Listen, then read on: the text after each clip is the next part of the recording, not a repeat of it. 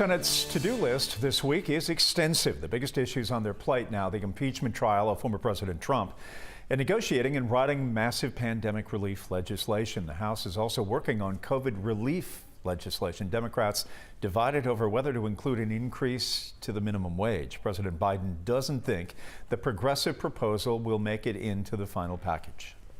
The president remains firmly committed to raising the minimum wage to $15. That's why he put it in his first legislative proposal, and he believes that any American who is working a full-time job trying to make ends meet should not be at the poverty level.